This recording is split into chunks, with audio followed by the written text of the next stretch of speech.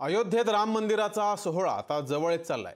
या सोहळ्याकरता 3 मूर्तिकारांना रामाची मूर्ती घडवण्याचं काम दिलं गेलं होतं। त्यापैकी कर्नाटकचे शिल्पकार अरुण योगीराज यांनी घडवलेल्या रामलल्लाच्या मूर्तीची निवड केली गेली आहे। कोण आहेत अरुण योगीराज बघूयात।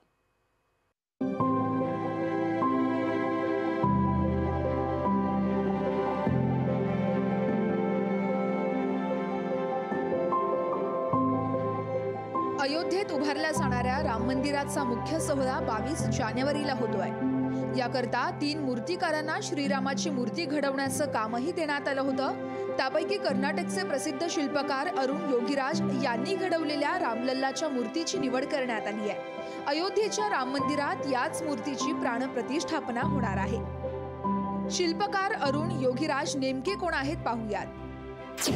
अरुण योगीराज हे कर्नाटकमधील म्हैसूरचे रहिवासी आहेत। योगीराज यांनी 2008 मध्ये म्हैसूर विद्यापीठातून MBAचं शिक्षण पूर्ण केलंय। तर योगीराज यांना शिल्पकलेचा वारसा त्यांच्या कुटुंबातूनच मिळाला आहे।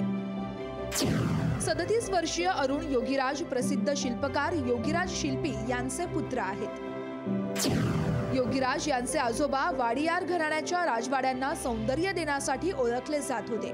त्यांच्या 5 पिढ्या रेखीव मूर्ती घडवण्याचं काम करतात।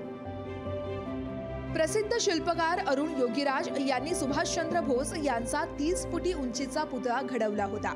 पंतप्रधान नरेंद्र मोदींच्या हस्ते इंडिया गेट येथील अमर जवान ज्योती स्थळाच्या मागे भव्य छत्रीखाली हा पुतळा उभारण्यात आला होता।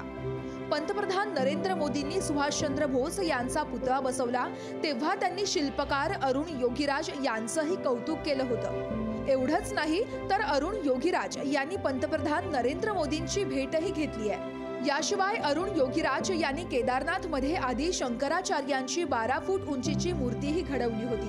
तेव्हापासूनच खरं तर अरुण योगीराज प्रसिद्ध होतात आलेत। ब्युरो रिपोर्ट, लोकशाही मराठी।